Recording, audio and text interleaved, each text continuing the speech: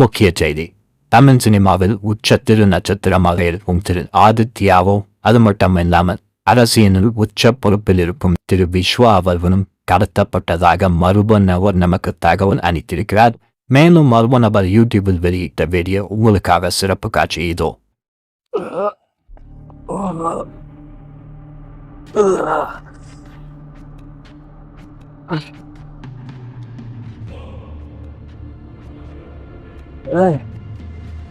டேய் எங்கடா வந்திருக்கோம்?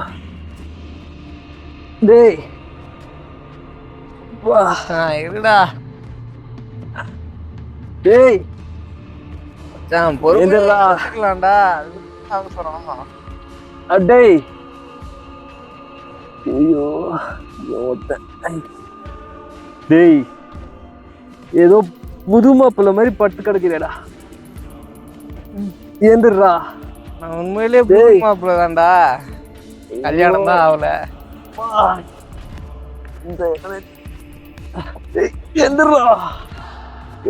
என்ன யாரோ தூக்கின்னு போறாங்கடா, காப்பாத்துறா. ஐயோ ஐயோ போத அதிகமாயிட்டு. உன்னை விட்டா காப்பாத்து யாருமே இல்லடா. வயிற்றுல யாரோ ஏறுறாங்கடா.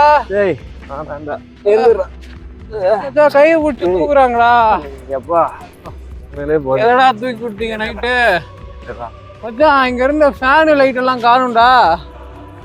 வெளியே வராமையே சூரியன் தெரியுதுடா.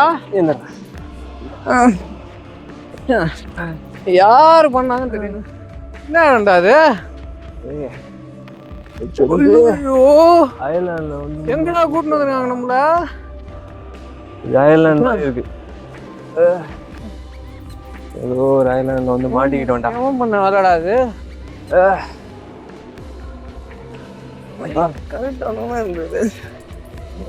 என்ன ஊரு என்னன்னே தெரியலையடா. எப்படா இங்க இருந்து நம்ம போறது? முட்டி முட்டி யாரையுமே காணுமேடா. எப்படிடா நம்ம போறது? ஒரு சேர்றா பாதையே தெரியலடா. பார்வைக்கு ட்ரை பண்றேன்டா. எல்லாமே ரெண்டு ரெண்டா தெரியுதுடா எனக்கு. இல்லையாடா வேற இல்லையா?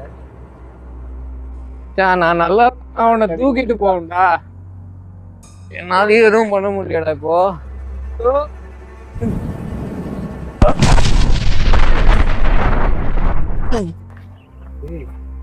எவன்டா அது பாம்பை போடுறது?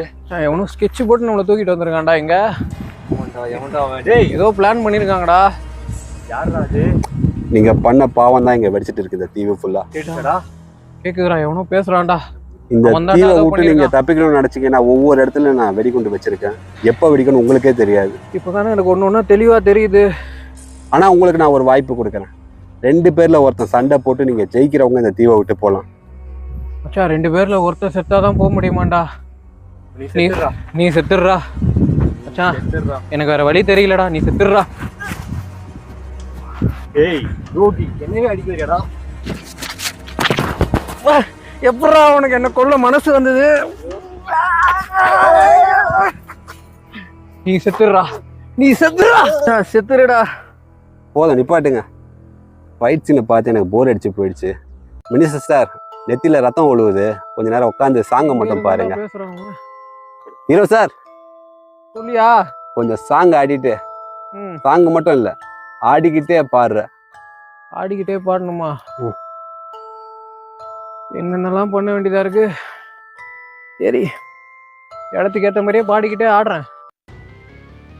நான் ஒத்தையில பாடுறேன்னு தன்னால இந்த பாலைவன பாருகளின் பின்னால பின்னால. நான் ஒத்தையில பாடுறேன்னு தன்னால இந்த பாலைவன பாறைகளின் பின்னால. வெறும் புத்திக்கிட்ட பாறைகளின் நடுவே புலம்பும் என் உயிரே உயிரே. நான் ஊரை விட்டு ஊரவன தனியாக இப்போ உனமாக சுத்துற அடிய. என் கட்டு மரம் எல்லாம் தேடும் நினப்புல பாராங்கரையில நிக்கிற விட்டுட்டியே விட்டுட்டியே. போதுமாயா? இதுக்கு மேல என்னால பாடவும் முடியாது சார்.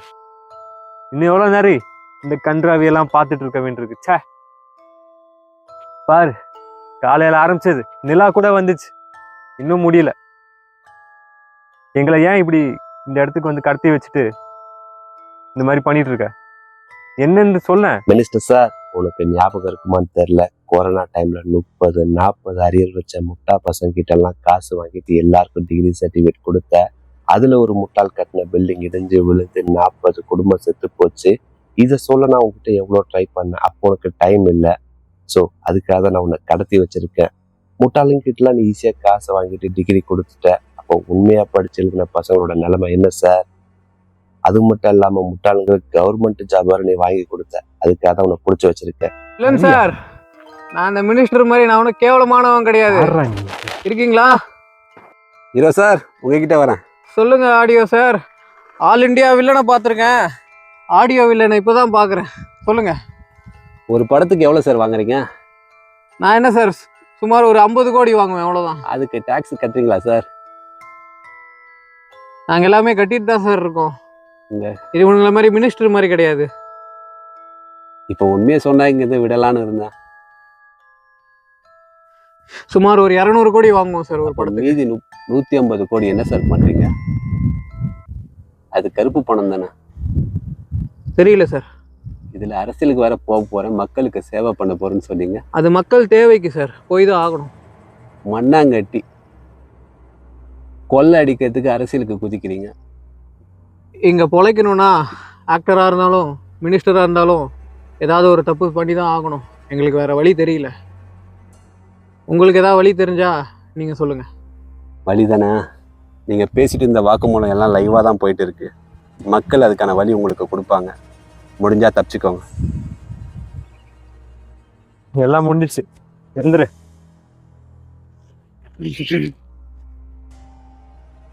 ஓ, என்ன மாதிரி ஒரு அரசியல்வாதியோ இல்லை உன்னை மாதிரி ஒரு ஆக்டரோ எதையும் டிசைட் பண்ண போகிறதில்ல.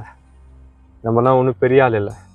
இதோ நம்மளை இப்படி கூப்பிட்டு இப்படி வச்சுட்டு காலையிலேருந்து சாயந்தரம் வரைக்கும் ஒருத்தன் வச்சுட்டு நம்மளை வந்து அலக்கடிச்சிட்டு இருக்கானே, வருத்தி எடுத்துட்டான். அவன் தான் காமன் மேன். அவன் தான் எல்லா டிசிஷனும் எடுக்கிறது. ஸோ எல்லாமே அவங்க தான், அவங்க கையில் தான். நம்மலாம் ஒன்றுமே இல்லை. ஒன்றுமே இல்லை, தெரிஞ்சுக்கோ. இதை மட்டும் தெரியும்.